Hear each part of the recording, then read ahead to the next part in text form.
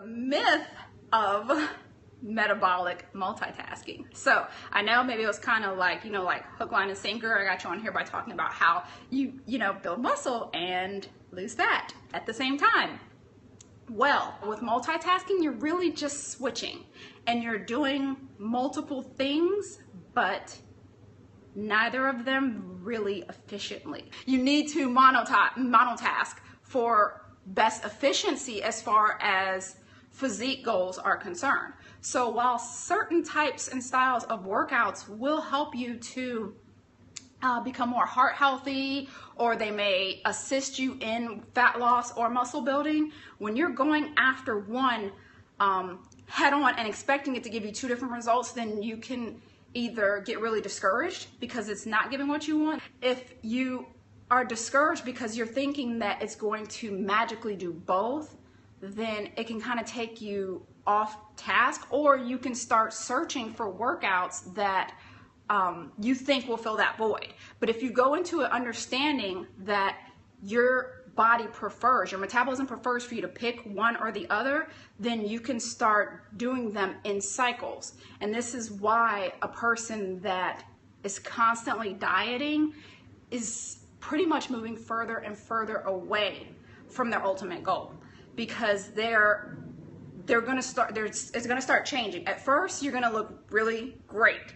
And then as you start moving into the zone where you got to kind of play by the rules, you're going to want to keep doing what you were doing before, and you're going to start running your body into the ground. You're going to start thinking like, maybe I need to just step up the workouts. Maybe I need to eat a little bit less. And so you're going to be in a deficit, and you're going to be doing more intense workouts, and your physique is going to probably start changing for the worse. And a lot of trainers, we go through this because maybe especially if you're like a group fitness trainer where you're training other people all the time, you're doing all these group classes and then you're doing your own workouts. And at first it's like the best thing that ever happened to you. You look great. But then the more you do it, you actually start to look worse. Your body starts to gain fat. You move into more of an adrenal fatigue type zone. So it's because your body just gets to a point where you've pushed it to its limits. So the reason why it's important to understand this is because, like, your clients, when they come to you, they may already have heard the 3,500 calories reduction in calories equals a pound of fat loss. And what I do is, if they know, or if they've heard, like, okay, if I drop 3,500 calories per week, or if or 3,500 calories a day, or whatever it is that they're trying to accomplish, if they had that 3,500 calories loses a pound in their head, then a way to explain it to them is that 2,500 calories equals a pound of muscle, and that amount is in surplus. So really think about that. Have your client really think about that. Okay, if being here, reduced 3,500 calories equals losing, and being surplus 2,500 calories equals gaining muscle, look how far apart the two of those are. So it's going to be really hard for them to do both, with the exception of the very, very new beginner. And because of that, that's why it's sometimes really hard for them to accept it, because they're going to feel like, I already did that. I'm gaining muscle and losing fat anyways. But they're not going to be able to do that long term. Building muscle requires higher calories. It requires insulin. It requires a style of lifting that is efficient for muscle building, meaning probably a little bit less endurance, more heavy lifting, lower style reps, because you want to actually build muscle. And although a lot of us are creating workouts for our clients that solve that problem, like we're periodizing our workouts, or maybe they're doing DVDs that have natural built-in periodization, like one of my favorites is STS, Shock Training System by Kathy Friedrich, or like Body Beast or P90X or something like that. They're already doing these workout plans that have a natural built-in periodization, but they're not eating according to the periodization, which would be in their best interest. If they're trying to eat at a deficit the entire time, food is a big part of recuperation. So staying at a deficit, eating like you're on a diet, even when you're lifting to build muscle, is gonna confuse your body.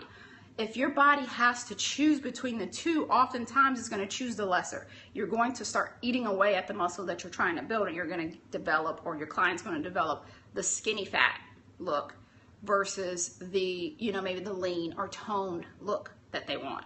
So it's important to understand the difference, because when they're trying to lose fat, we're trying to help them reduce insulin. We're helping them reduce their calories a little bit. The type of workouts that we're doing, we're trying to save as much muscle as possible, but that's not our focus. Our focus is on losing fat. And when your focus is on building muscle, it's the opposite too. And this is why it's important for your clients to understand that if they cycle the two, if they monotask, if they do a phase where they focus on building muscle and alternate that with a phase of losing fat, they're going to be, metabolically, that's going to be much more efficient for them. They're going to really nurture their metabolism. Whenever you stay in one phase for particularly too long, you start getting the negative benefits of it. So if you only ever are trying to build muscle, so say you're just like always eating in surplus and lifting a certain way to build muscle, then eventually you're going to just feel like fat and bloated all the time, so you're gonna get uncomfortable, and you're gonna start feeling like, I know I have muscle under here, but I just can't see it. And then the flip side of that, if you never want to build muscle because you're like, I just can't do it, I need to lose all this fat first, and you stay in a deficit, your body eventually, you're just gonna plateau. So you're going to keep reducing your calories because you're thinking that that's the magic bullet, and you're thinking that if I just lose enough fat, I'm gonna see all this muscle. But if you watched my previous scope, maybe like last Tuesday or last Thursday, if you watched that, then I showed you how the more you eat away at that muscle, the more layers of fat you have to go through before you even see any type of muscle. So someone asked about how long the phases were, and then I saw someone else ask, what's the best way? The phases are up to you. So what I typically recommend for someone who is just starting out is to maybe just try mini phases, like 4 weeks or something like that. And the reason why I recommend maybe starting off like that is because most workout plans are built in 4-week increments. So most DVDs, like that are 12-week programs, like each 4 weeks you switch to doing something new. A lot of workouts that trainers are creating for their clients are maybe in 4-week increments. So anywhere from 4 to 6 weeks, maybe, or longer stay in a phase. The more comfortable you are with the muscle building phase, I do recommend sticking it out a little bit longer, because building muscle is harder than most people think, especially for women. So the amount of muscle that you can gain is so minute. And I did a YouTube video on this a long time ago, kind of using a demonstration with ground beef, just showing you like how little muscle you can actually add onto your frame in a 4-week period. So this is the reason why it's so important to actually put in dedicated monotasking phases of muscle building, and then giving it a break and doing, quicker phases of fat loss. Because the more muscle you add to your frame, the easier the fat loss phases are going to get. And the opposite is true. The less muscle you have on your frame, it's so hard to lose fat. So the best way is to do that, is to alternate, is to do phases of both, or just eat at maintenance. That's eating at maintenance is the closest thing that you're going to get to building muscle and losing fat at the same time. But just like anything, that's even the perfect multitasking, still means that it's a slower process.